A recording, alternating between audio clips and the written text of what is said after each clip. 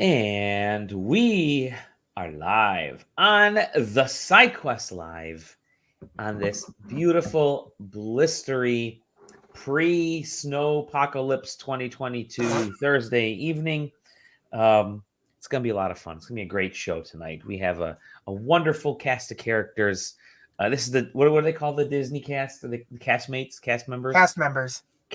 These are the cast members of the Starship SideQuest. Leaving the home base. I am Dolly Domofsky.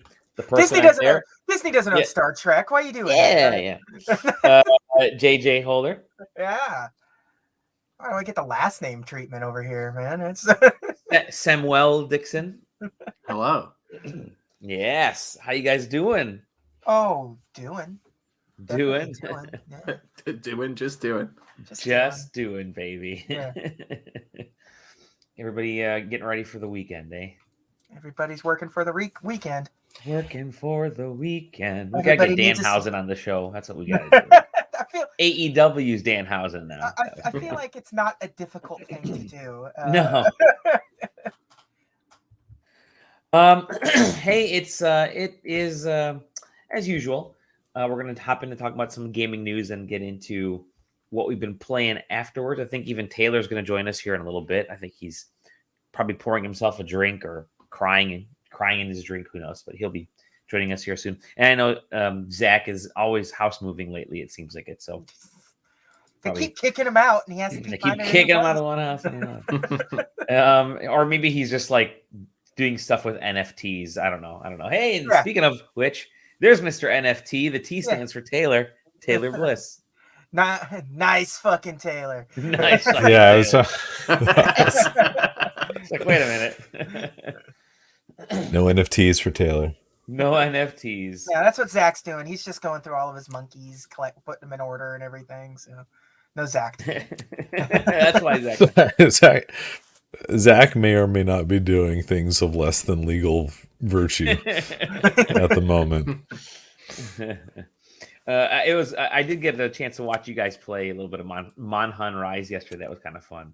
Maybe we'll talk about that in the gaming portion. I mean, I literally have it running right now, so I mean, nice. I'll be talking about it no matter what. Let's go. I'm gonna pop you up there. There we go. And then I'm gonna put Sam down there because we can't see Sam's face, so we can cover him up. Wow. Such disrespect. The baguette clutching links. The blaguette. That's a Zelda boss, right? That's a Zelda boss. Yeah, there you go. Well, we're gonna hop into some news. Talk a little bit about the news that's been popping this week. There wasn't a whole ton of news. There was one thing I definitely wanted to cover, and that is that EA and Lucasfilm and Respawn announced that they're making they're cleaning out the rest of that contract. They're about the last few Star Wars games they can make all at once. All Titanfall fans currently seeking out help from their friends and family for support.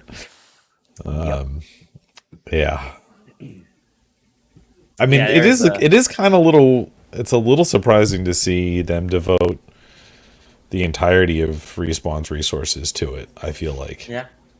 But like you said, the Star Wars IP, while you have it negotiated, is probably more valuable than most other things that you could be doing with it, with the studio. So they had a 10-year contract, right?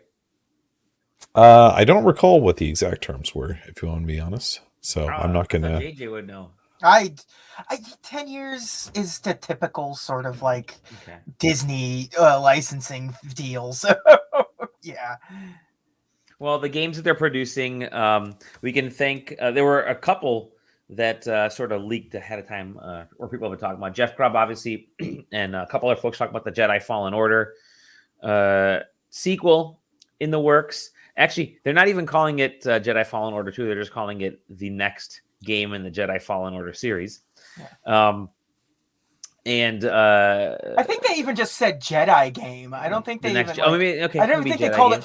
I don't think they called like the Fallen Order isn't really the brand. It's like Jedi seems to be the brand for this because like the Order has now fallen. So like, what's next? It's Jedi. It's got to get back up if it's got lifeline. You know, Jedi. That didn't stop Palpatine. His heart was Palpatine. The second game is it's an FPS, and that's led by Peter Hirschman from Respawn. Oh, for a second I thought you were telling me that the Jedi sequel was an FPS, and I was like, I don't think that's correct, Allie. And then the third game is a sort of strategy tactics. I guess they said there was a strategy game by Bit. And there were some additional, I was gonna say there were some additional rumors around like who was making that and what that was looking. Oh, the additional rumor is that the tactical game is also going to make its way to Switch. Yeah, that sounds about right. Yeah. Was the rumor that was floating around? It's the like some former XCOM folks, so they're familiar with aging hardware like the Switch. But yeah, so Star Wars, we know that there are other Star Wars projects. I know Ubisoft has theirs. We obviously know that our favorite Detroit Beyond Human something studio is making a wonderful Star Wars game. Obviously, the Lego stuff has been around for a while. That's sort of a different type of contract system. But yeah, there we go. I honestly... I never like it when licenses are wrapped up by one company, because then all you get is Battlefront 1, Battlefront 2, Jedi Fallen Order. Finally, had something different, and then they threw it. They're like, just do some dogfight game. And there were like 3 or 4 mobile games that it. And then the mobile games, yeah. So at least now they will be gone from the clutches of EA. I really do wish they would just do like a 16-bit throwback, like do some of the older movies that never got super Star Wars versions. Yes, super great, super Phantom Menace. Yes, you know what? It'd be much 100 times. Get way forward in on there. Make them do some 16-bit. Super Star Wars versions of games. I'd love to. I know Super Star Wars was out on PS3.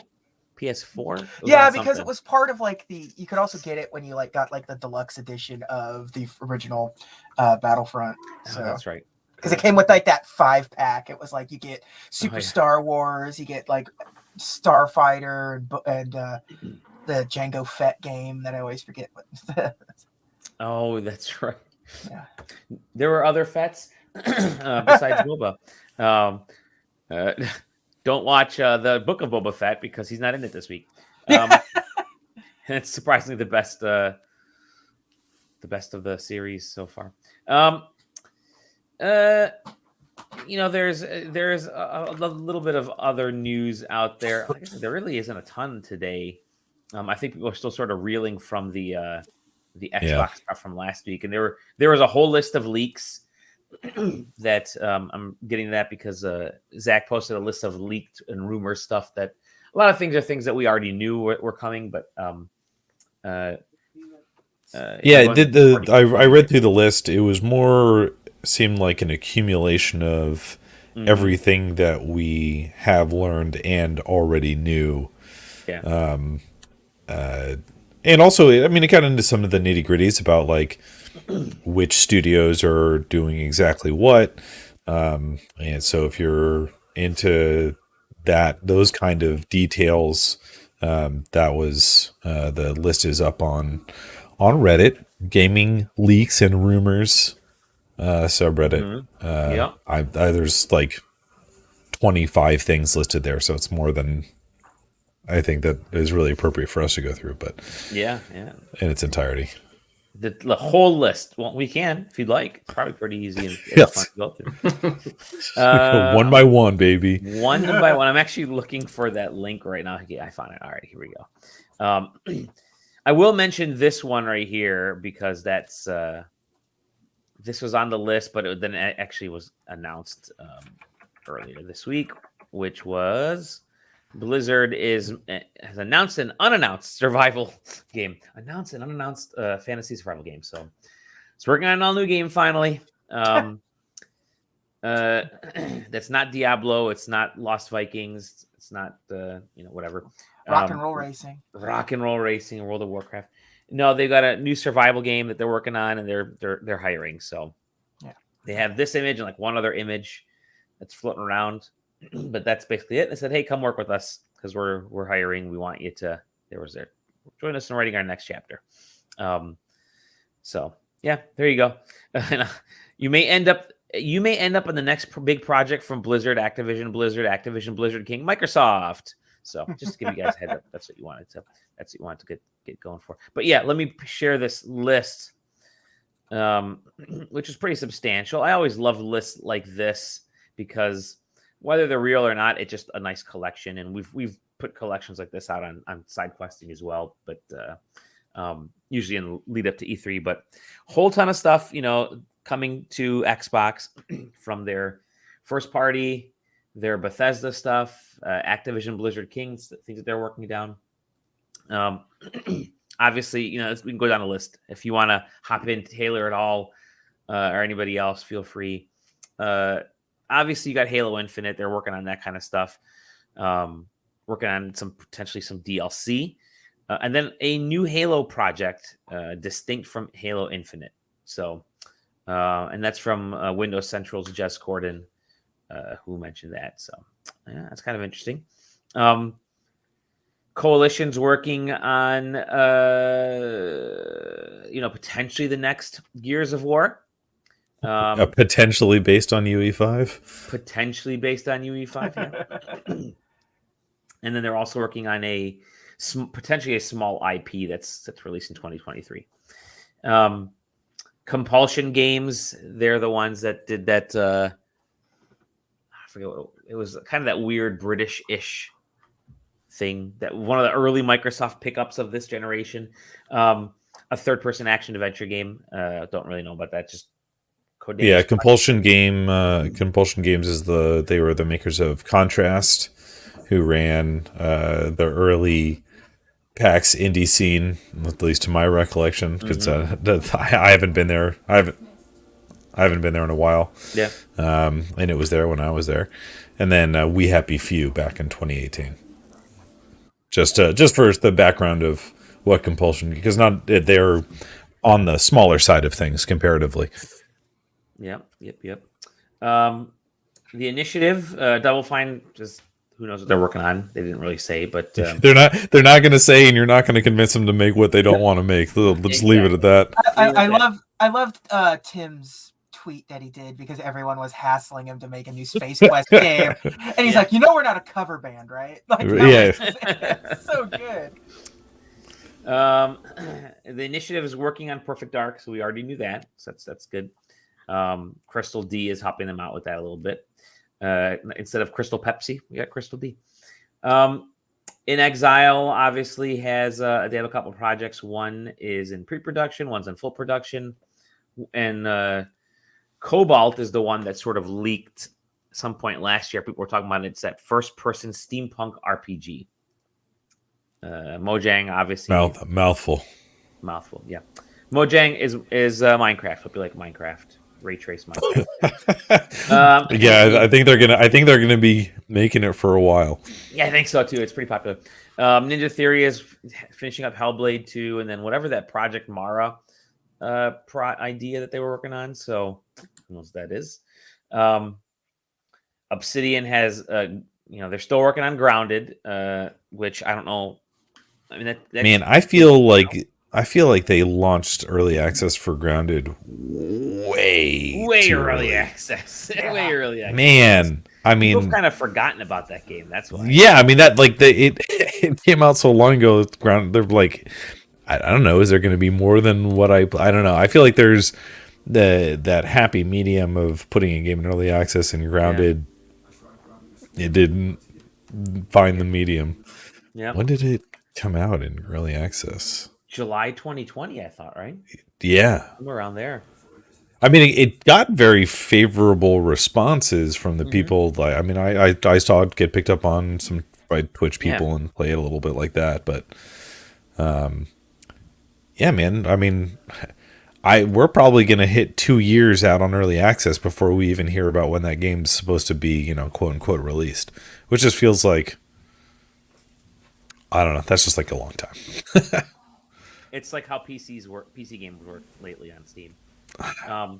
Except it could go 10 years. No. But they are also working on Avowed, which is the one that everyone really wants. You know, that's the big new RPG, first-person RPG set in the Pillars of Eternity world, which is funny to think. Microsoft owns Pillars of Eternity, like that IP now, which is, you know, or at least that world, which is kind of crazy. And then there's this thing called Pentiment. Sorry, used to be called Project Missouri, but we don't know what that is. It's just another RPG, a no combat RPG like Disco Elysium. Okay. 16th century Europe Disco Elysium. Oh. Obviously, Playground has Forza and Fable. Fable is believed to be launching in 2023. A lot of these games are hitting 2023. You're hardly going to see anything 2022 that you already don't know about. I doubt there's going to be a lot of major surprises, but I think 2023 is when we'll really start to see some. We're past the point, especially for in the COVID games. Yeah. There's nothing that's going to get announced and released in 2022 almost by rule. Yep. There's no way. It's too late. It's too late. It really is. I mean, you'll get Turn 10 has their next Forza game, which is supposed to be launching this year, but you don't really need to launch the next Forza game because it's not. Horizon is still doing fantastic. By the time it didn't come out that long ago. Yeah, by the time November, yeah. By the time they get all of the DLC out, because they usually do like 4 DLC packs, then you launch Forza Motorsport. No, it's next year. It's a 2023 game for sure. I could see it. I could see them do it holiday launch. I just why would you when you're? The games businessman that I am, extremely knowledgeable. I would think that you drop, your last, if it is your last content patch for, and it's always the for Horizon. It's always the zany one too. That's the final one. Like it's always the Hot Wheels or Lego or like the Storm Island or whatever. That's your. Yeah, they're going to do what makes business sense for them. Drop a Halo. What were you going to say, Sam? I was just going to say that feels like a March of 23 release. Sure. Like, because that's where whatchamacallit, Gran Turismo is this year, and nothing like countering any like year 1 content or year 2 content for that with see, now I can get down with that. Yep. Let's see here. We mentioned Playground of Fable. Rare has Everwild, which is 2024, or probably 2024. 2023 is still really early, but Sea of Thieves is still pushing so much content that it just does not matter. Yeah, and it's doing really well. They just had that. Pirates of the Caribbean. They talk about Pirates of the Caribbean thing. Undead Labs has State of Decay 3, and I keep forgetting State of Decay is a. We're about to have the third one. Yeah. Same. Have the third one. Keep forgetting about that series.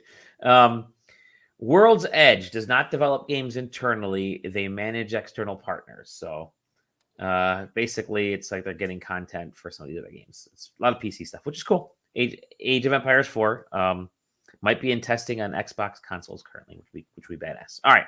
That's the Microsoft, the pre-acquisition stuff. There's rumors that another Master Chief style collection for another Xbox IP. Who knows what that is? I was like, it could only be like 2 things, right? Well, the two things are listed there. Gears of War or Fable. Yeah.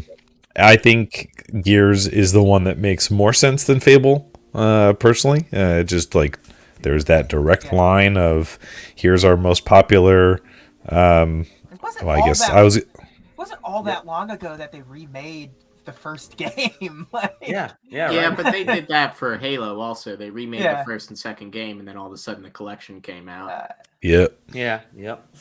I'm gonna flip through this. Goldeneye is always going to be on every rumored list for the. And we've already had we had a full remake of Goldeneye, which was crap. And we had Goldeneye released, so who knows? It's just Goldeneye. And you had the XBLA version leak onto the internet. Exactly. That's what they're. That's what it says. They're remaster. Showed up on True Achievements. Some of the external studio stuff, Contraband, which we found out about last year. That's the Avalanche game they're developing. As Dusk Falls and Crossfire X. Crossfire X. It's Crossfire X. Project Dragon by IO Interactive, right? That was a thing. It's an MMO, medieval RPG. Fuck yeah! Project Shaolin is a Project Shaolin, an anime art style ARPG with Wu-Tang Clan involved for music. What? Yeah, that's the one I'm most excited about. Sign me the fuck up right now. Project Indus. Project Belfry, side scroller beat 'em up, Project PAX Day, cloud driven MMO, Untitled cloud driven game by Kojima. Yep, Untitled. You know, I hope they leave it. I hope that's the actual name of it, Untitled cloud driven. Yeah, Kojima just he just channels his inner goose game. It's like Untitled cloud driven game. And then it's a Kojima game. Killer Instinct, like they're gonna Bandai Namco is going to make a Killer Instinct game. Is the rumor? Okay, they did. Smash, right? They helped with Smash. I kind of like that. Yeah. I mean, Killer Instinct needs something because that weird free-to-play version that's on Xbox right now isn't very good, and it's pretty good. I mean, I never see it. Is it? It's once it hit it. I'm a Killer Instinct nut, and I don't know. The second season kind of fixed a lot of the problems that the first season had. It was. You need to have sort of a an all-in-one. What is wrong with the? Oh, I hit that button. You need to have an all-in-one Xbox single release without seasons, because I hate seasons in fighting games. Unless it's post-game content. I mean, you got to have you have a huge roster right up front. At least right now, I mean, it's on Game Pass as the definitive edition. There's everything's there. Everything's there. There you go. I was hitting the DPI switch on this mouse, and it was going crazy. I'm gonna flip through the Project Vonnegut, a Kurt Vonnegut game. Awesome. Yeah. I know 1v100 revival by Altspace VR. I feel like I've been hearing about that for a long time too. Yep. It makes sense to have that be a VR game, a huge audience game show in VR makes a lot of sense.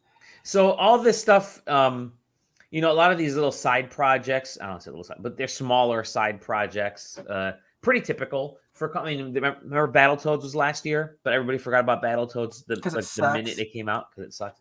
Battletoads is a bad game series. Yeah. Because surprise, the remake is a bad game, or the reboot is a bad game. So these could be in various levels of complexity. So I grain of salt with all these only because we don't know what any of these are going to be. Now the actual kind of bigger things, that's Bethesda. Alpha Dog. Like the movie? Mobile-oriented studio. So what Mighty Doom. I don't know what Mighty Doom is, but that's going to be some sort of Chibi Doom game. I was going to say Chibi Doom. All right. Arcane has Redfall. Let's see here. I saw Void Engine and thought it was Dark Void for a second. That'd be awesome. Bethesda, obviously, with Starfield and then Elder Scrolls 6. id Software is potentially working on a new Doom or Quake or a new IP. Machine Games. Make id make a Hexen game. Yes.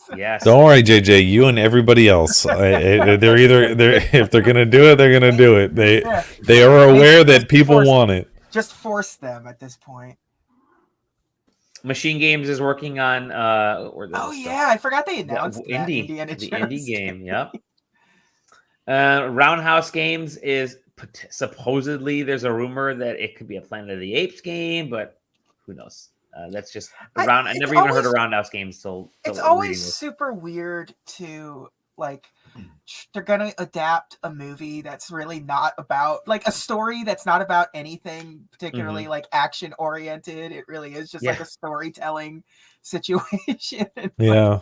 Let's make a fucking MMO out of it. This gets the point across. Let's make an MMO quick. Yeah. Visual novel MMO. That would be figure it out. Tango's got Ghostwire, which we know is on PS5. This could be this March, and then on Xbox next year. And then ZeniMax is obviously Elder Scrolls Online. They just announced a whole huge thing coming. So that's Bethesda. Now we look at Activision, which doesn't technically become an Xbox developer until summer of 2023. So hold your horses on anything there. Obviously, there's a bajillion Call of Duty projects. Vanguard. It's almost spoiler alert. It's almost all of the projects. It's almost all the projects. Yeah. So we already knew that there's a couple. Yeah. Call of Duty Mobile and Call of Duty Untitled Mobile. Yes. Go to Blizzard is obviously WoW, Hearthstone, Overwatch, Diablo, that survival game, and careful, and Diablo Immortal. So that's what we know from Blizzard. King, Candy Crush, Major League Gaming, and then external adaptations. Obviously, the Halo stuff, Fallout TV series.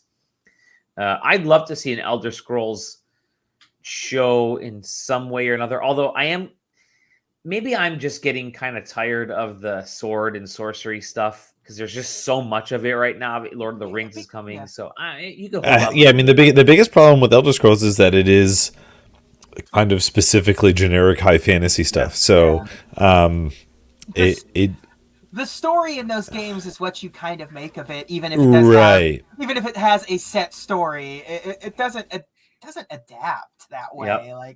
It's. And the future goal of Game Pass is to have at least one large first-party title releasing into Game Pass every quarter. It's really easy to do when you pick up this many studios. Yeah. I'm gonna guess it's probably closer to one every other month. They're gonna do like inevitably it's gonna be like that Netflix thing where Netflix is pushing out like a new movie a week. Yep. It's just gonna be... Again, summer of arcade, baby, but now it's the summer of Game Pass. Yeah. One thing that wasn't really listed on here, it kind of is, but it isn't, is the cloud streaming and where that could go. They mentioned the browser stuff, but I still really feel like cloud streaming is going to make its way. There are folks trying to get it working on the Switch because the hey, Super Duper Jeff, because the software that lets you have PC streaming from your PC to your Switch has been around. That's web based, and you kind of gotta hack into the browser, which you can, but they've been able to get some stuff to work. So, and that's kind of what Game Pass is using. They've partnered with that company in a way, right? I think that was or something similar. So I'm very curious if anybody's actually tried to get Game Pass up and running on Switch. If it works at all, I don't know, but I start to think a lot of this stuff is 2023. I think 2022 is pretty much set. We may have a couple games coming over to Xbox this year. I don't think it's going to be a ginormous year for first party stuff, but 2023 sounds huge.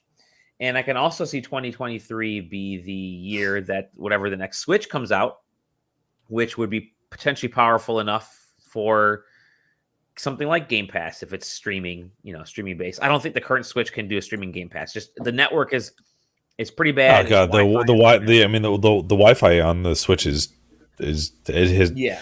And this is the case for every Nintendo portable and probably honestly desktop consoles too.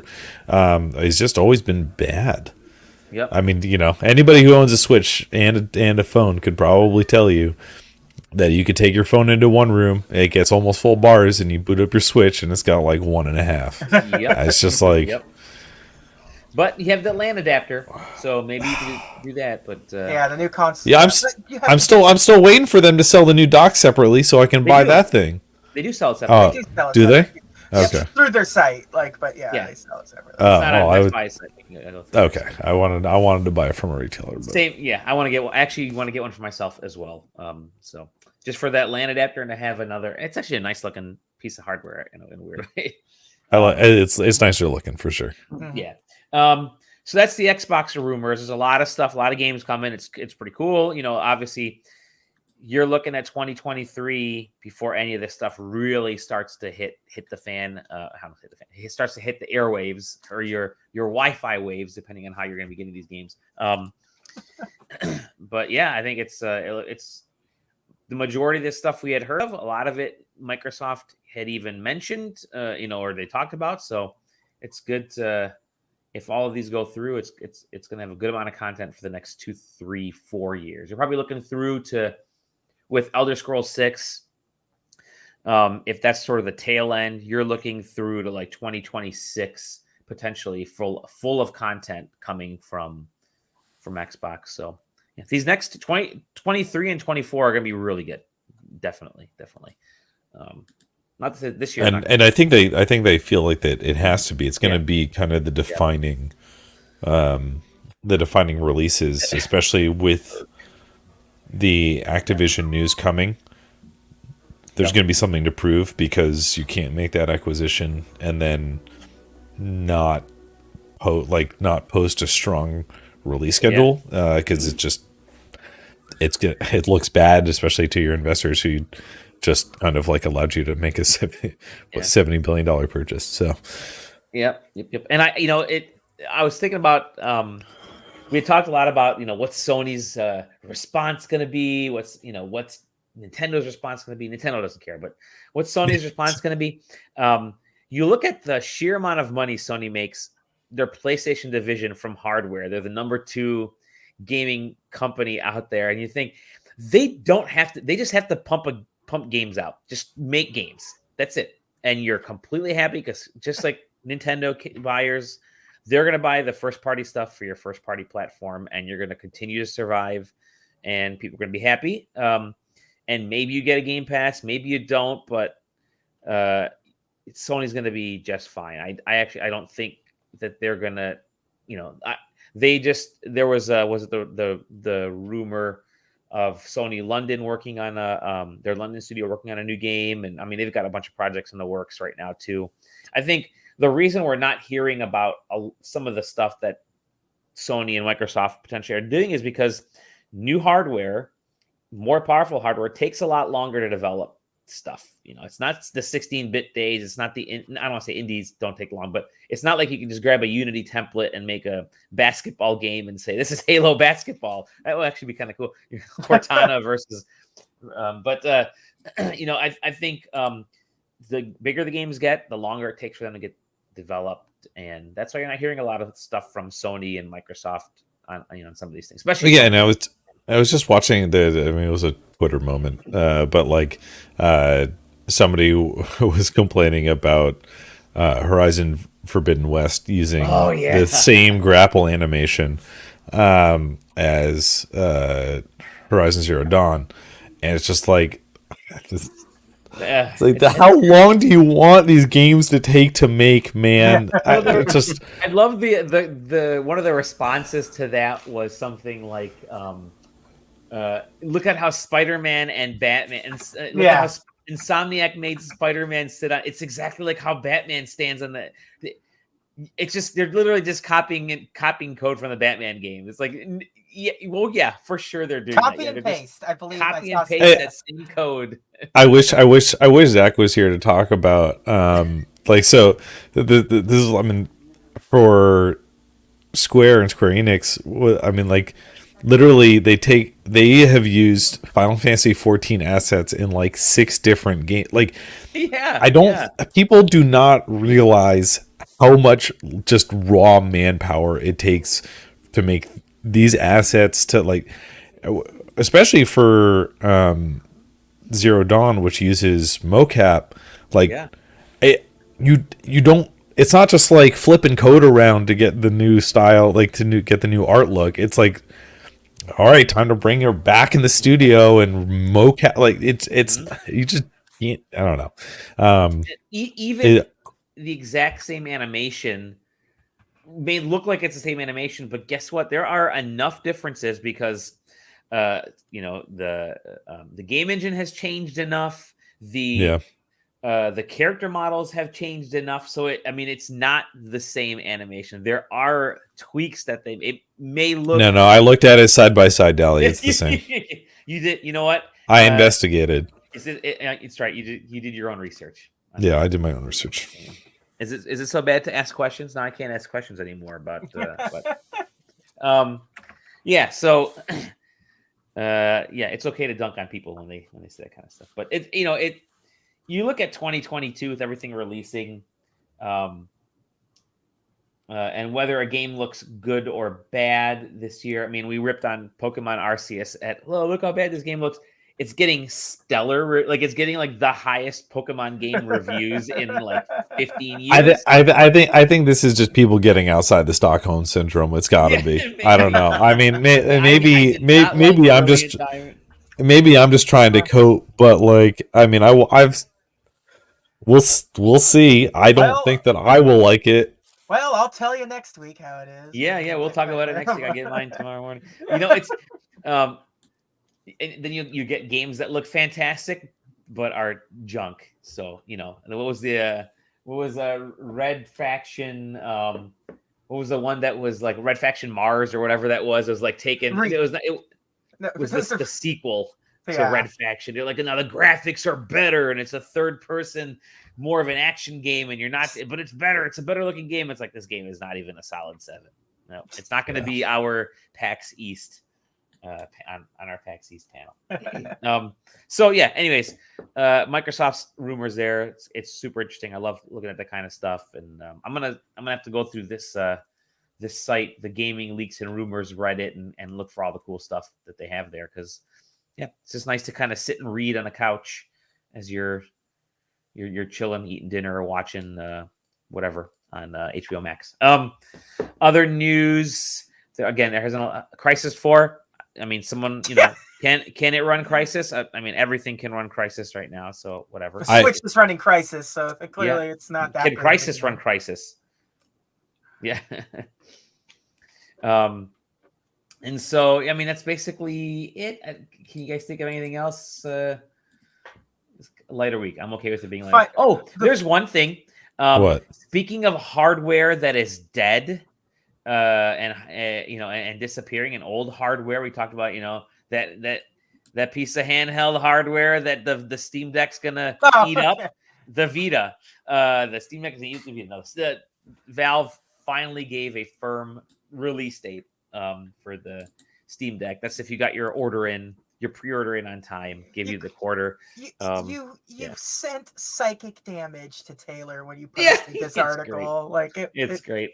Well, it's funny because like when we had the quick conversation about PlayStation not needing they're making money on hardware, just pump games. Mm-hmm. I'm like, and there's the rumors about them making their own Game Pass. So I was like, man, wouldn't a companion handheld that had like super low latency streaming be like really ideal for this solution right now? Wouldn't it be great if we just kept with the Vita and then we were probably releasing a secondary iterative console to it right now to compete against the Nintendo Switch? We could maybe even dock it. Yep. That would have been crazy.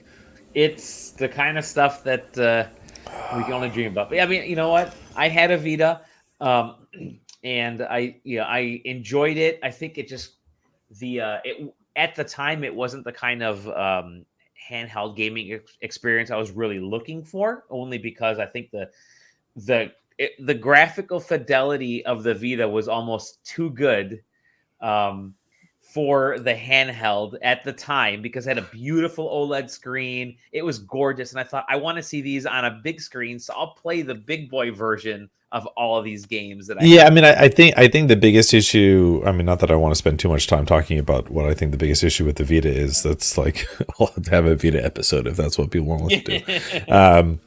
But it was too much of let's sell our big IPs onto a small screen instead of let's make small screen IPs and put them on a small screen.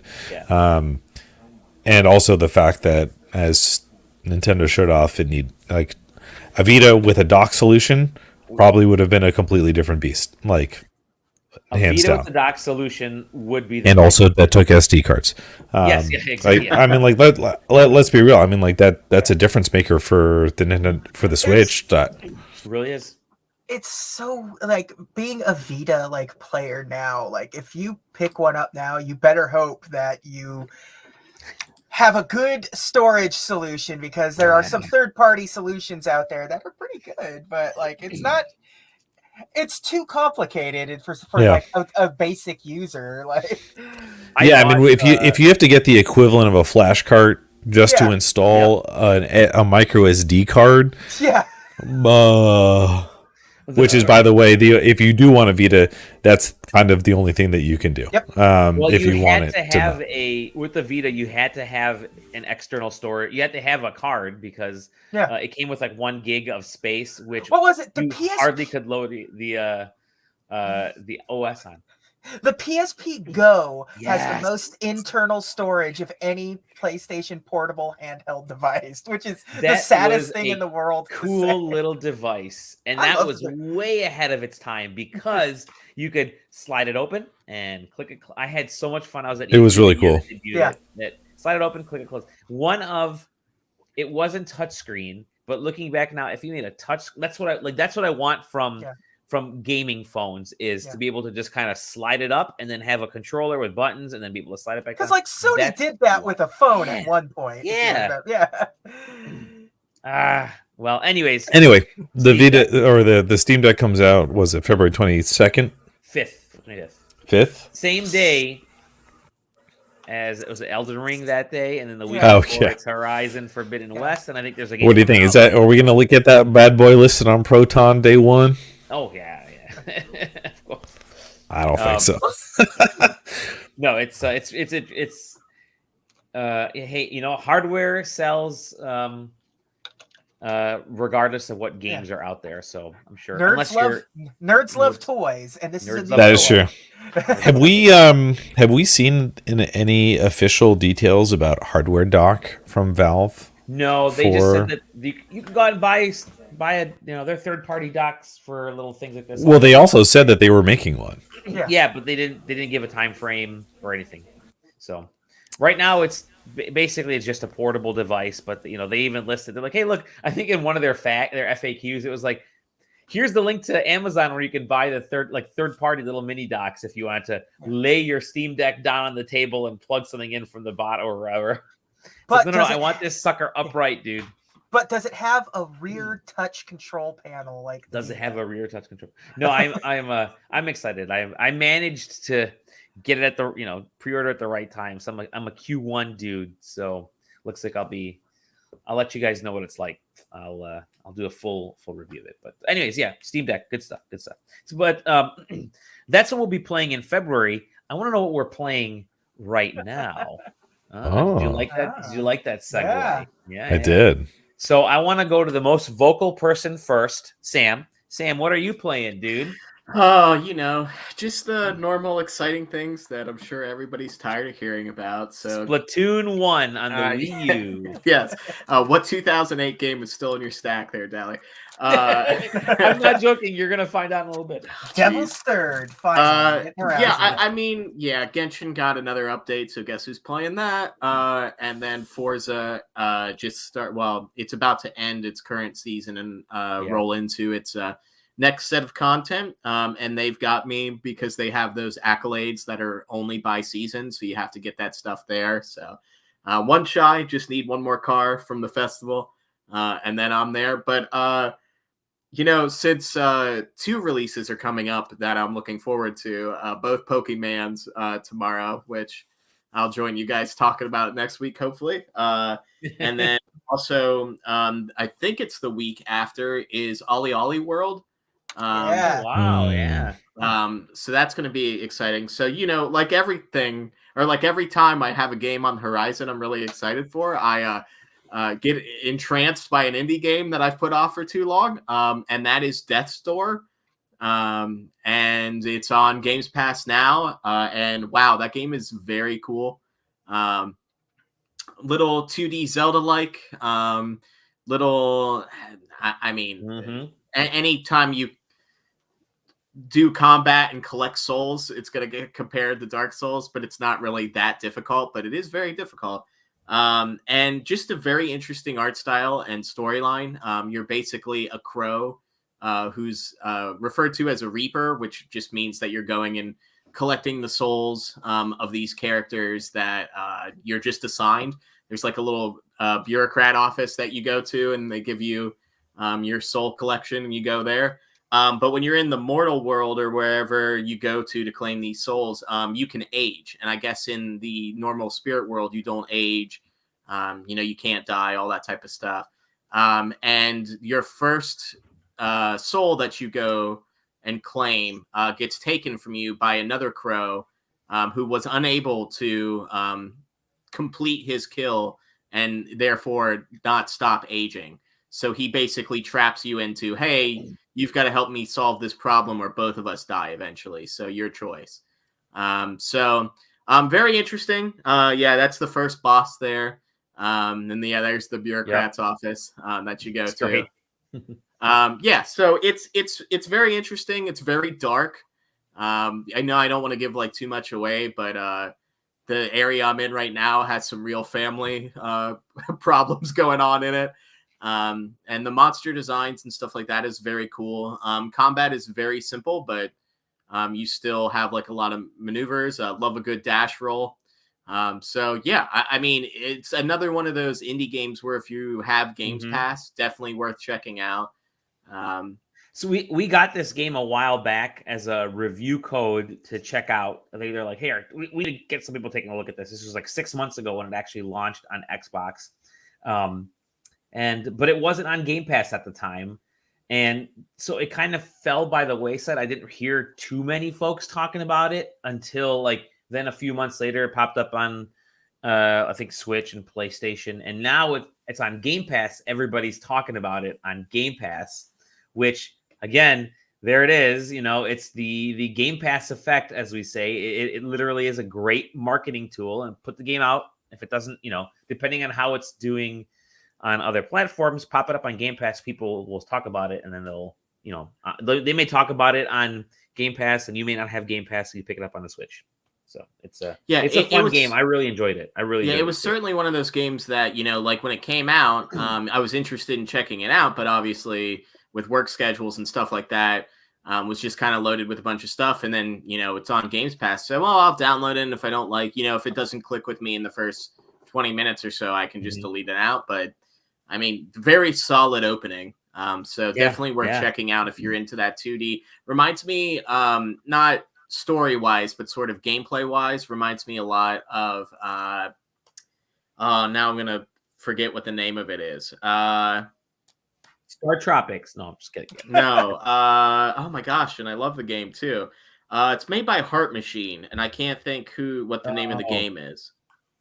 Hyper Light Drifter. Oh yeah. Yes, plays a lot like that. Yep.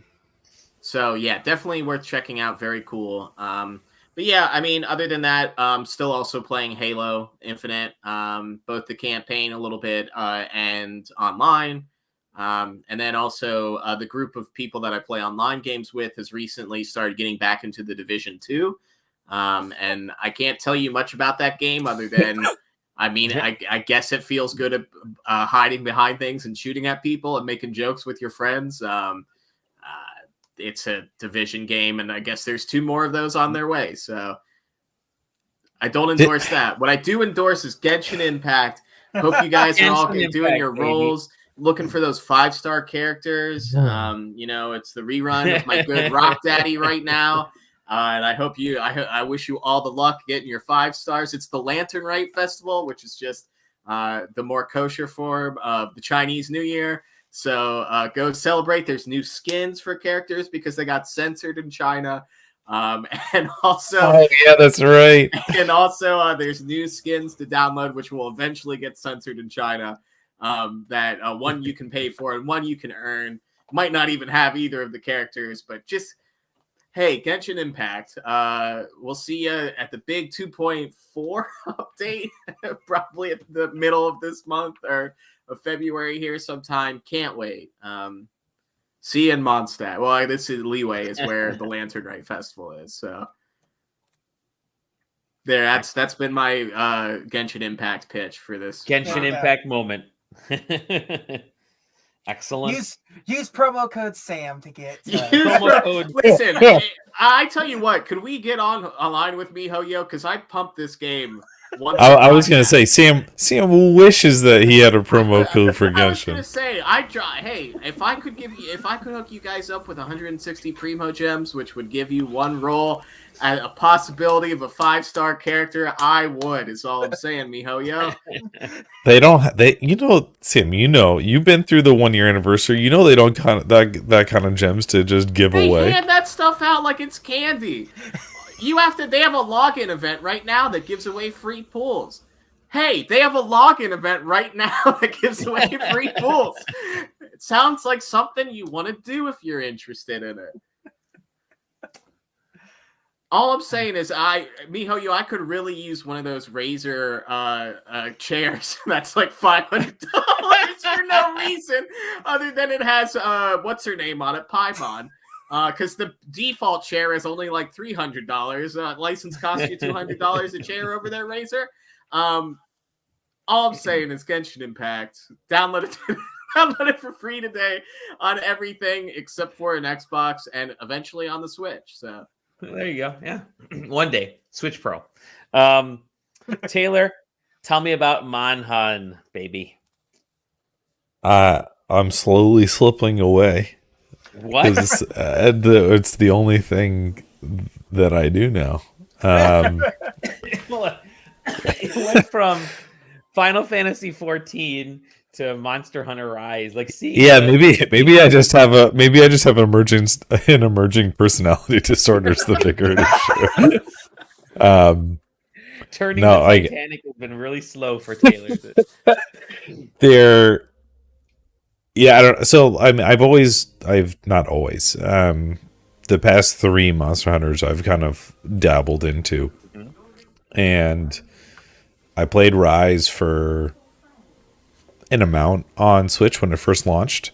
I'd say I probably got 60% as far as I am right now on PC, which is to say that so the way that Monster Hunter works, right, from a basic perspective, is that you have a hunting rank, and it's all based on the multiplayer hunts for the most part.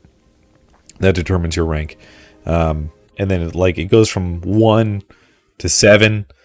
And then what happens is that you finish that portion, and then it's like, okay, now it's just unlimited. Keep hunting monsters. I've never gotten to that point before. Which I'm at right now. So I guess the safe way to put it is that once you get to the point where the rank is uncapped and you just keep hunting stuff for it to go up is the kind of real rest of the game. I would almost say it's like 50-50. Monster clicker. Yeah, except that I get to actually play the game, which is nice. But yeah, so now it took me Monster Hunter is all there is. Yeah, 60 hours or however many hours I put into it. I don't know, like idles on my computer 90% of the day, so I'm not really sure how long I've actually played it anymore. But yeah, it's interesting to actually be, I guess what most Monster Hunter fans would call playing the game, which apparently I haven't before. So, but yeah, no, Monster Hunter is really good, and Rise is really good, and I'm now interested to see what they would theoretically do next. So you can But I also want stories too. I actually that was actually the comment I was about to make, is that I would it's on sale actually, I think right now for the Lunar New Year sale. Yeah. That would be a really good game to play on Steam Deck. Yeah, yep. That's what I'm thinking. But yeah, Monster Hunter on PC is very good. I bet you it's going to run great on Steam Deck. Has it been rated yet on Steam Deck? Have they validated it yet? Who knows? I don't know. I have to check Pro. I'll check Proton while JJ tells me what he's been playing. That's it. All right. Nice. JJ Holder, what have you been playing? A lot of things, actually. A lot of things. Well, first and foremost, Windjammers 2, baby. Yeah. I did download and play Windjammers 2.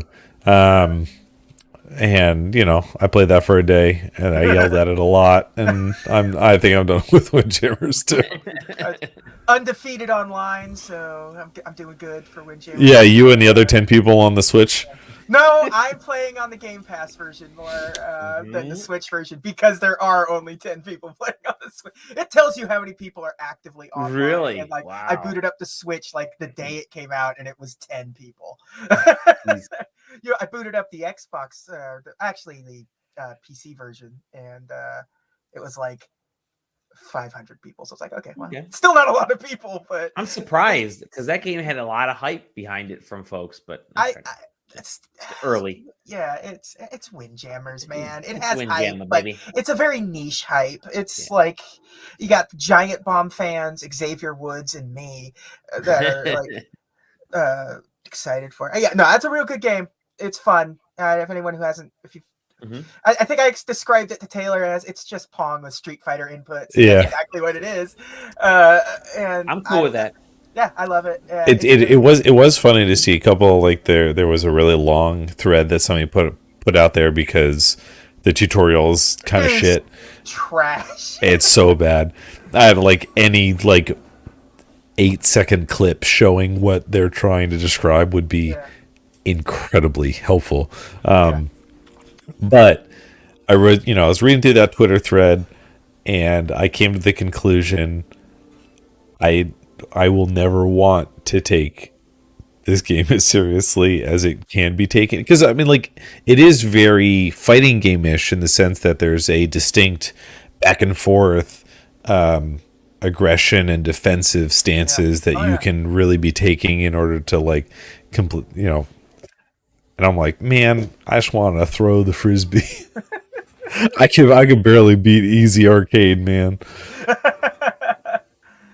But so Windjammers 2, loving it. Paparazzi, I started playing that too because that's on Game Pass. Nice. That's a cute game. It's not it's nothing but just taking pictures of dogs, and that is perfectly fine. That's totally cool. It's a better version of Pokemon Snap. Good. I finished Far Cry 6. Ooh. Why? Because I got invested. I wanted to know what happens to Juan Carlo Esposito in the end of the game. I was I just want to know. I just need to know. And boy, that game has it absolutely. I had to look it up afterwards. It's is there alternate endings, and I got the bad one, or no? It's just a bad ending. Okay, well, all right. It's just spoilers. He just kills his son and then kills himself, and that's the end of the game. And you're oh, cool. All that work for jack shit. Neat. It wasn't even I had fun playing Far Cry 5, but I never really had a lot of fun playing Far Cry 6. Nothing seemed, it just seemed somehow more stripped away, and I don't know how. This because it has more stuff in it. It has this. It has hub worlds. The cameras pulls into a third person mode, and you're wandering around these hub worlds. And did a Far Cry game really need more?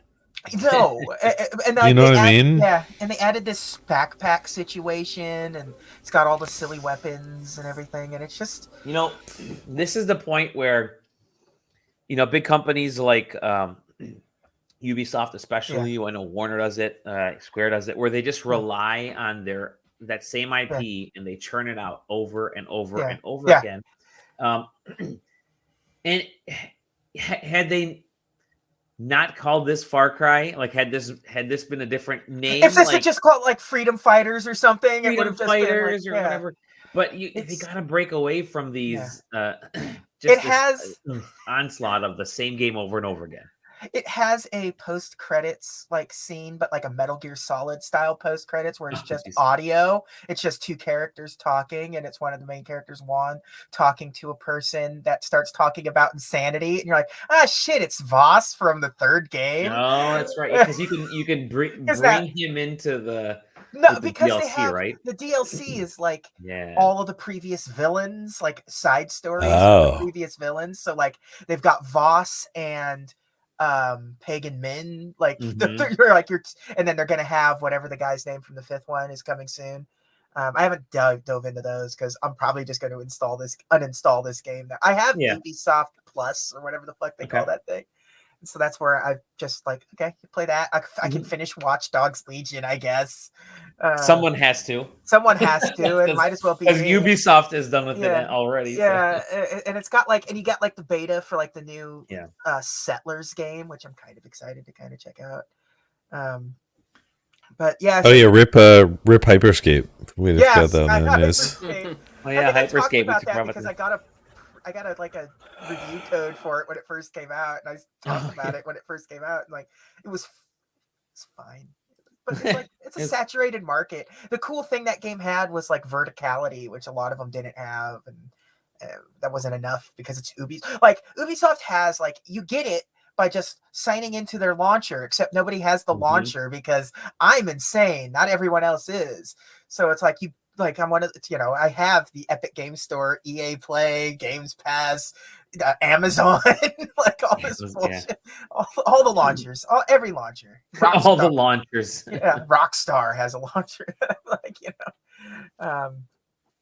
but like they weren't even advertising Hyperscape on like their own launcher anymore. So it's just like they do more to advertise Trackmania than they do Hyperscape. They do. So they're still working on that rollerblading game or whatever, right? Was there like a whatever that was? Whatever well, that pirate game's never going to make it out either. Yeah, that's true. Skull and Cross, whatever. I don't know. Who knows? Who knows even what it's called anymore? They've been selling merch for that at like every event since they have announced it. Yeah. Go figure. Go figure. The Beyond Good and Evil 2 people aren't going to release a game. Oh, really? Surprising. I got a review code for the new Atari Recharged game. Oh yeah. Can you talk about that? Yes. Wait, hold on. I just want to real quick. Okay. They released 23 minutes of gameplay of Skull and Bones at E3 2018. 23 minutes of gameplay. Oh my god! Yeah, actually, you know what? You make me question myself. Like I can't talk about it, right? I'm pretty sure I looked up that earlier, but let me make sure I can actually. Well, JJ looks it up. Don't worry, Monster Hunter World and Monster Hunter Rise are both confirmed Proton compatible. Okay. Beautiful. So, beautiful. Everybody, don't worry, we're good. So what recharged game did you just get? It's Breakout. Breakout. So this would be it's the fourth. Play this video. Okay, go ahead. It's the fourth one. But again, let me make sure I can actually talk about it before. Good point. Yeah, you make me second guess myself. So when you brought that up, I was like, wait, because it's not out yet. It doesn't come out till like next week, I think. We can wait till next week then. I found it. Let's see. This is how we do it in the gaming industry. Please do not post scored or impressions-based coverage until February 7th. Okay. So scratch that. Scratch that one. You didn't hear it. You didn't hear that one. But I guess we'll talk about the other review code then. We'll just jump right into Taylor's favorite subject for me to talk about. Classic Neo Geo Pocket Color games on the Nintendo Switch. God, I'm just mostly, I need to be reminded that people keep doing it. Yeah, man. Oh, that's right. Card Fighters. That's right. I forgot Card Fighters came out. Yeah, this is like the best of the Neo Geo. Like Card Fighters. Listen, I'm gonna give like a full pass to Card Fighters because it was and still remains debatably the best mobile-based fighting game that's ever been made. This. I mean, like straight up. Yeah, this game is easily like the best game on the Neo Geo Pocket Color by a significant amount because it's really well done. From like, it came out in 1999, like just at the crux of like Pokemon fever is about to take over, so they were like cashing in as hard as they could. This is also the first time SNK and Capcom partnered up. Before their other fighting games. Before the fighting games, this is the first combination of the two companies. So the first crossover for these two is this card game. Done like Pokemon, it was cut up into two games, an SNK game and a Capcom game. This release includes both in one, which is the best way to do it. Nintendo would never do that. That's for damn sure. So yeah, when you boot it up, you choose: do you want to use the SNK deck or do you want to use the Capcom deck? You can get the cards in either game. There's like 300 cards total. No, that says right there as I'm saying it. 300 cards in total. And the SNK collection has been really good for there. The emulation's really good, and the filters are surprisingly like good on these. But can you explain how this game works? Okay, like when we get to like if we get to like a battle screen on this trailer, pause it, and I can kind of explain it a little. It's better. This one right there. That's this one right here.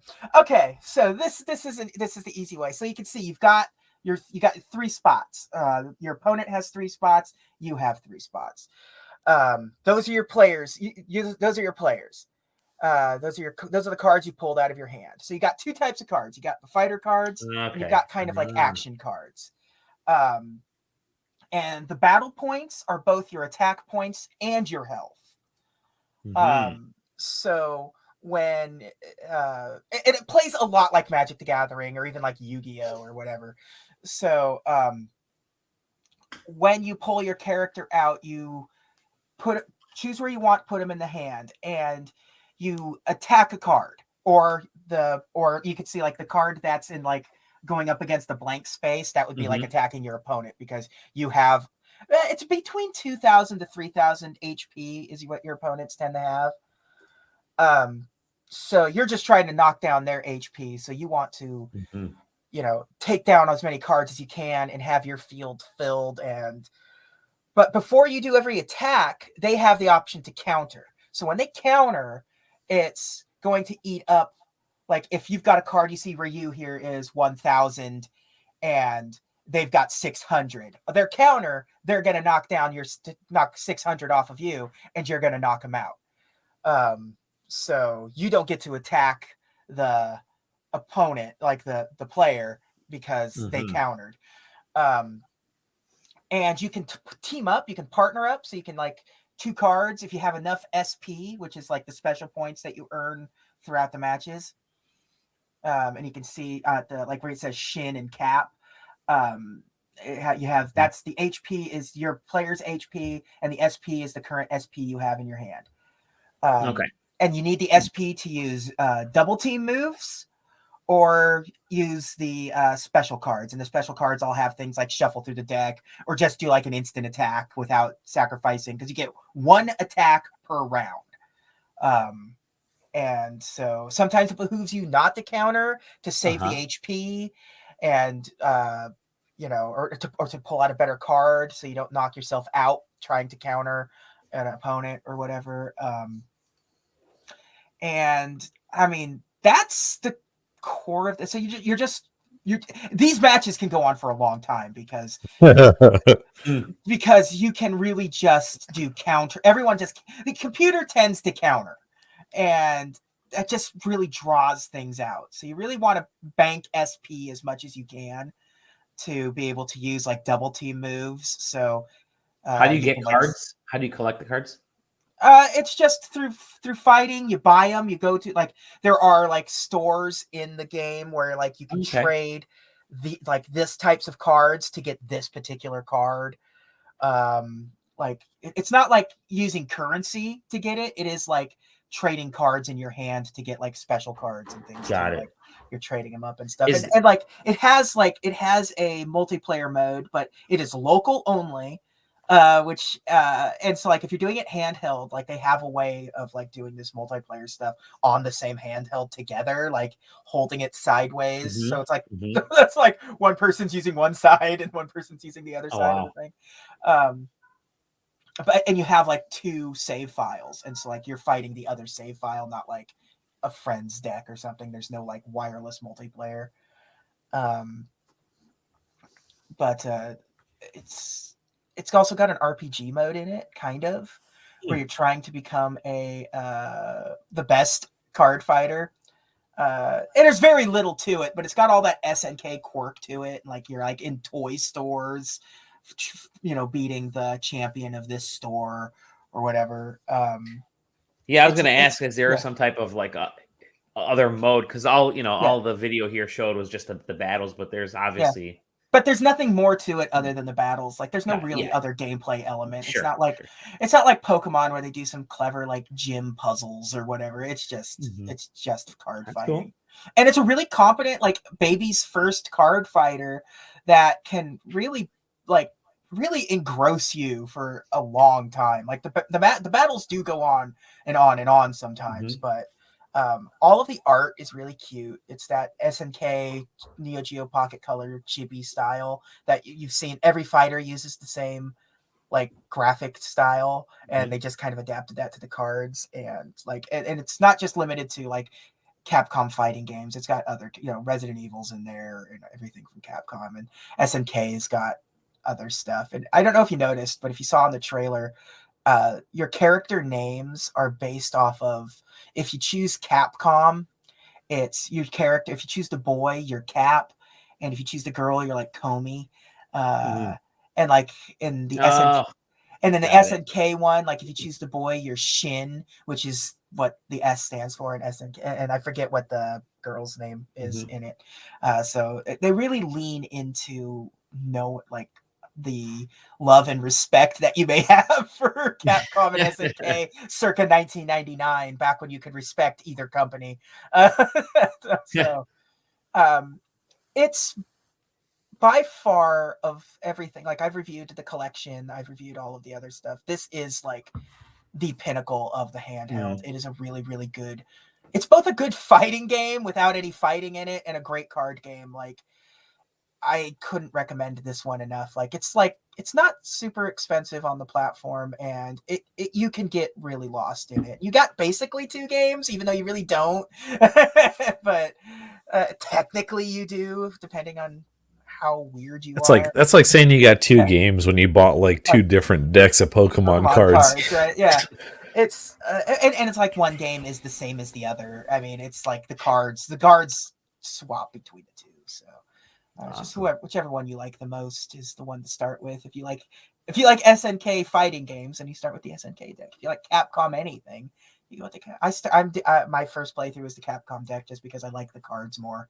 As much as I love SNK stuff and fighting games like King of Fighters and all that stuff, like the Capcom stuff's just more kind of fun and whimsical because there's more variety to it. Sure. It's hard to believe that this was a franchise. Like this isn't the only Card Fighters game. They did 2 more of these. One of them came out in Japan only, and the other one was a DS game that was so broken that you couldn't complete it, and they had to mail you a whole new cartridge. So that killed the franchise for the DS. And it's possible to find the. You have to know exactly what you're looking for if you want to get it now, obviously, because they had to change the label, but nobody bought it to begin with, so it's a rare game to begin with. And then you have the mail away fixed version, which didn't help anything really. I mean, you can beat it now, but it wasn't a good enough game to hunt down. Like this is the only good game in the franchise. There was a physical card version of it, really, but like Japan only, and I can't imagine like it being as fun in person. Like sitting across from somebody for like this long playing a very simple card game would be very frustrating, I think. Like 3-card deck. Yeah, no thank you. And it's funny, I played 2 card games this week. I played this and I played Yu-Gi-Oh! So just card battling. Is there any more card games? Getting any more codes for card games? I'm sure we'll get something. It's Inscription for the Switch or something. Yeah. Yeah. If I wish Zach were here so we could talk about Yu-Gi-Oh! Because I know we've both been playing that stupid fucking Yu-Gi-Oh! I'm gonna start it. I'm gonna start Yu-Gi-Oh! This is the first time I've ever played. Yeah, this is the first time I've ever touched Yu-Gi-Oh! Anything, and I'm like, this is actually a pretty fun card game. I'm actually enjoying it. I will say I've seen a lot of people talking about how relatively free to play friendly it is. Yeah, so. It's very clearly is. They give you a great deck out of the gate, and they give you enough sort of like cash flow out the beginning to like be able to get like some of the other decks and stuff. It seems to be very free to play friendly. It's funny because it's like it is Konami, like, you know, it's like. But, cool. Yeah, good stuff, dude. Anything else? Yeah, but nothing worth talking. Nothing. About. Yeah. Nothing worth talking about. I don't need to talk about Cruise and Blast again. Yeah. Well, I've been playing a couple games. Still plowing through SMTV. Shin Megami Tensei 5. SMTV? Where? Smash TV. Smash TV. Now that I kind of got the hang of some of the merging of demons, all that kind of stuff, based on you guys' tips last week, some other things I was doing, playing around. There's definitely grinding involved, but you can, it's more farming than it is grinding because it's just more like you have to accumulate the necessary folks more than, and also like the one thing that I found when I was playing SMTV 5 is that like it's super easy to avoid battles. See Jeff's head. Yeah, it really is. Yep. And that, then I get to like the next boss and I'm like, oh shit, I avoided too many battles. And when you're trying to recruit people and they're like, yeah, I would join you, but you're way low level. Yeah. And then I'm like, oh, all right, I didn't realize that I had messed up.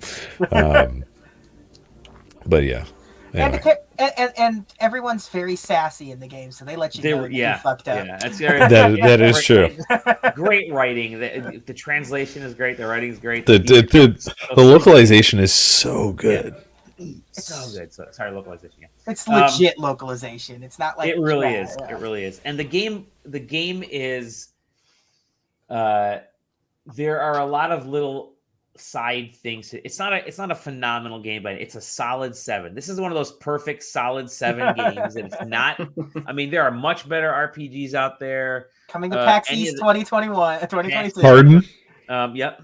But this is the kind of, and I think what's going to happen with me with this is that it's going to take me a long time to complete it, not because it's an RPG, which I'm notorious at, but because it's the kind of RPG where there's enough little side quests, there's enough things to just kind of dick around with, there's enough little ways to get lost that I could run and kind of clear out each major zone, and then it kind of spits you back into other areas and you go back to the next zone.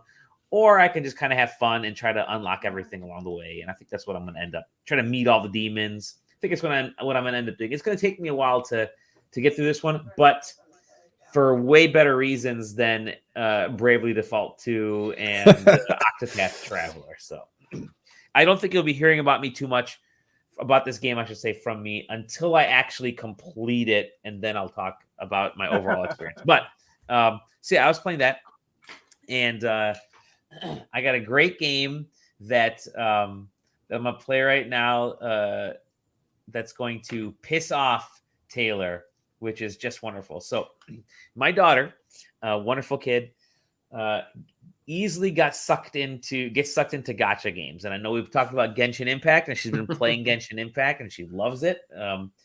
But the reason she gets sucked into gacha games isn't because of the gameplay. It's because of all the community stuff they do around it with the characters, right? If there are cool characters, and they do little story. People will make like little videos and stories of characters. She's all about it.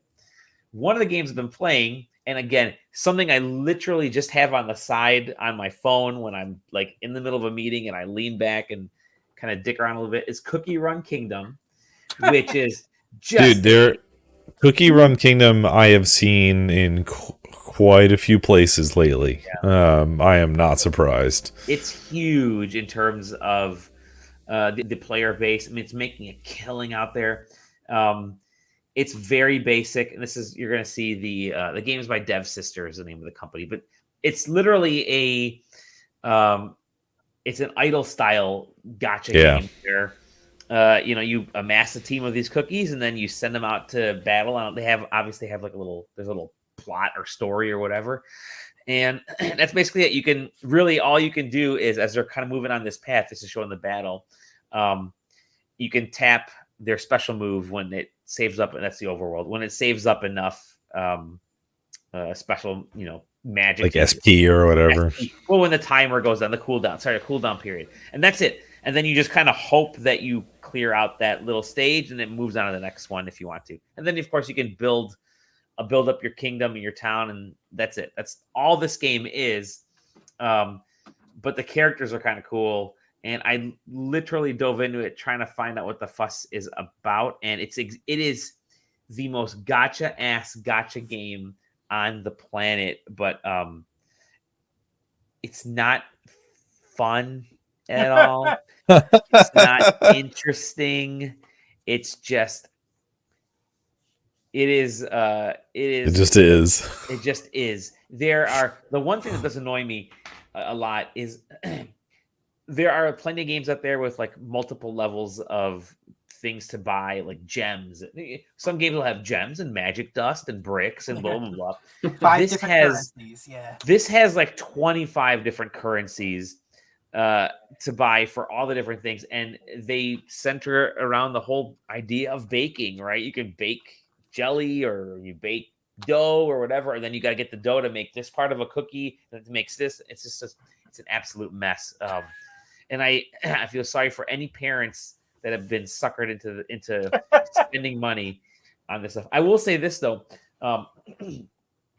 there's a bunch of 10 pulls that you get quickly. I think I've only been playing the game since like Sunday night or Monday, and I used playing loosely, and I've already pulled like 5 of like the 10 most rare, legendary, epic, whatever cookies, the characters in the game. I'm already at the point. I'm like, I mean, that's the whole purpose of the game. I did it. There's nothing really to do. But yeah, anyways, Cookie Run Kingdom. It's not worth downloading. It just is. It's literally just a gotcha game with cookies. The other game I've been playing is from 2008, Sam. So thank you very much. No, it's actually 2016. Got this in a review code, but it's now on the Switch of the Nintendo. And that is a game called. Oh, let me move this. Hold on. That is a game called Astroneer. Astroneer. It's out on Switch now. Have you guys? Any of you guys played Astroneer before? Yes. Messed around a little bit. Yeah.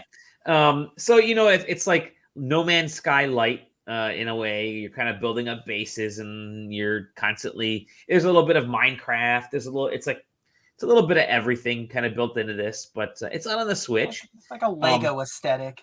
Yeah, very much a Lego aesthetic. I played Astroneer before on PC or whatever, and I always liked this game. I think we even featured it like 8 years ago. We used to do the Screenshot Saturday when Astroneer was being developed, and we were one of the first folks to really kind of pick up on it. I still to this day do not like the controls in Astroneer, where you're before you get to any of this cool stuff that you're seeing there with ships and like jetpacks and all that kind of stuff. You have to build stuff in your area, and that means like going out and scavenging for parts and pieces and all that kind of stuff.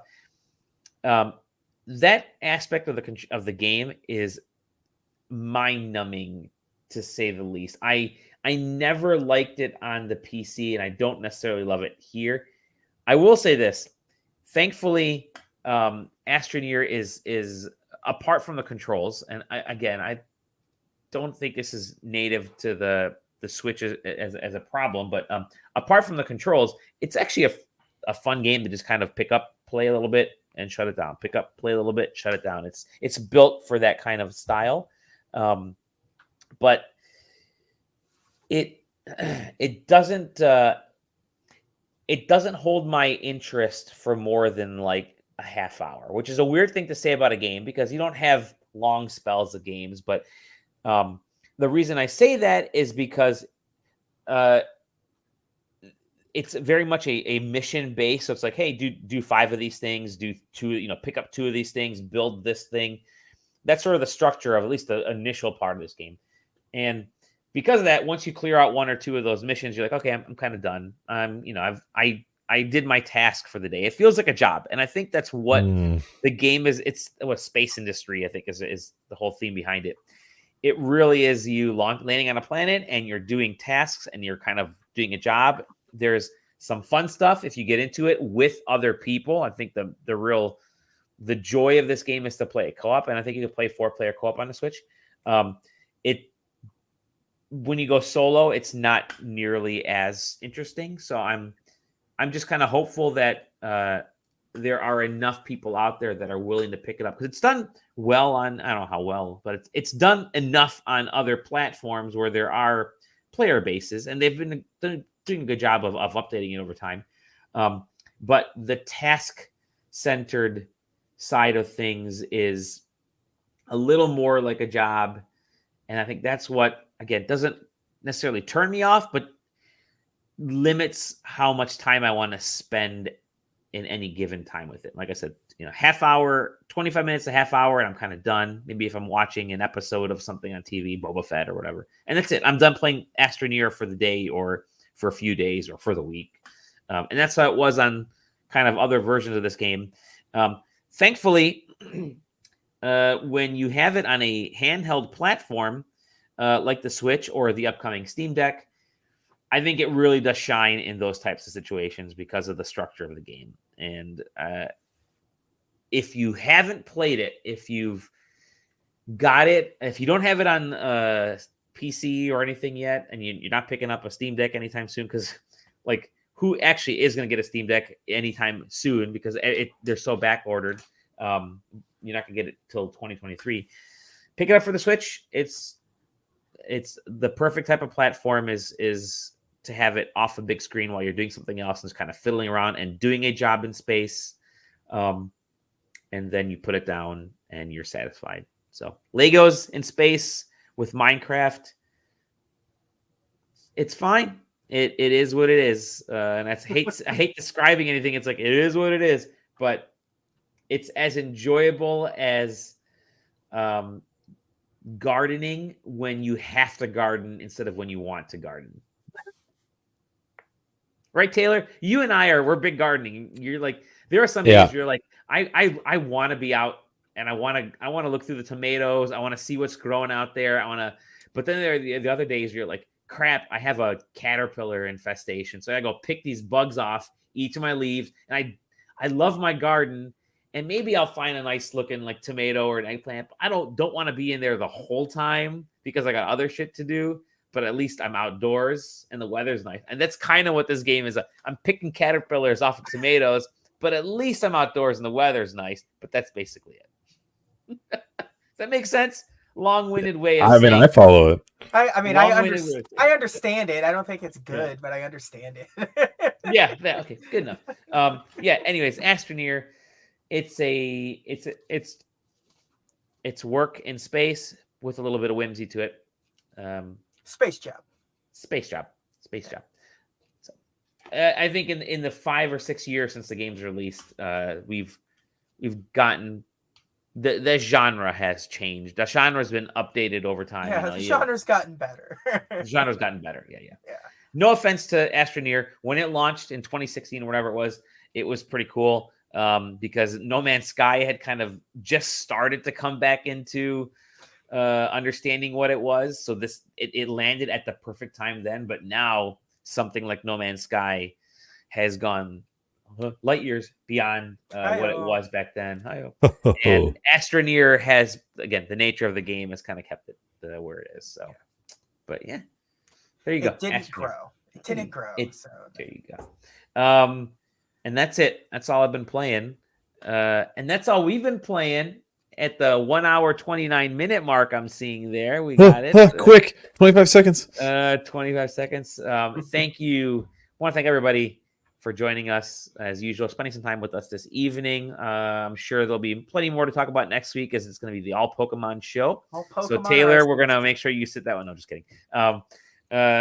I'm gonna I'll be happy to be there to be the foil. Yeah, is there a way to like put him in like the middle of the screen and then have us like just surround him? Just fucking berate me with Pokemon takes. No, I'm glad that Sam could. I'm glad that Sam could be here this week to remind me that Genshin Impact is still a game that people play. Yep. Apparently still pretty good. You can find us at sidequesting.com. Join the Discord. We say it every week, but we have a great time in the Discord. You saw notes from Jeff and Playland and a bunch of other folks. And we get a lot of good conversations in there. We're doing a book club. Yeah. Yes, we are. Saga Volume 1. I'm excited. That's such a great... I'm excited too.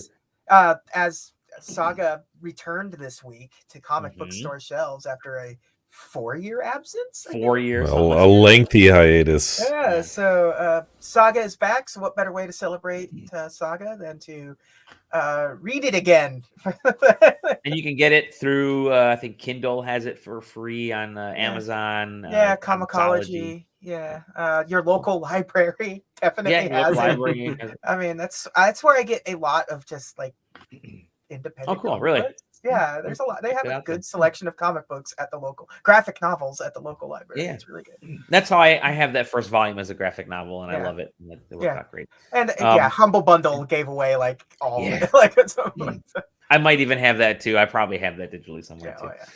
So join us in the Discord. I think we're gonna go through to Sunday night, try to get everybody in, and then we'll chat about it in the Discord there, and then see what else we want to go after that. But JJ at the _double_J. That is me. Absolutely. That is you.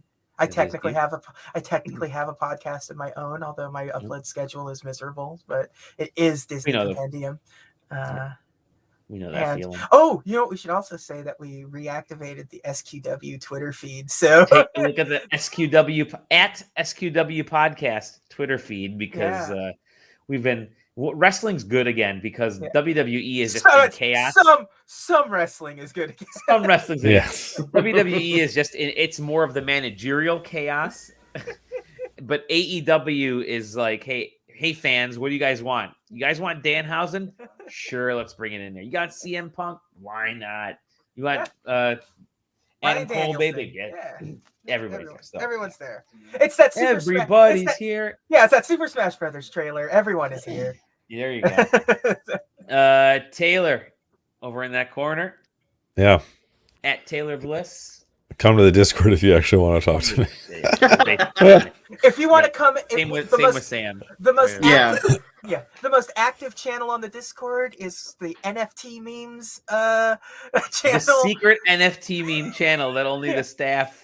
Yeah. Only the staff can post it. Yeah. Staff can post it. Trust us. I would say news gets quite a bit of action.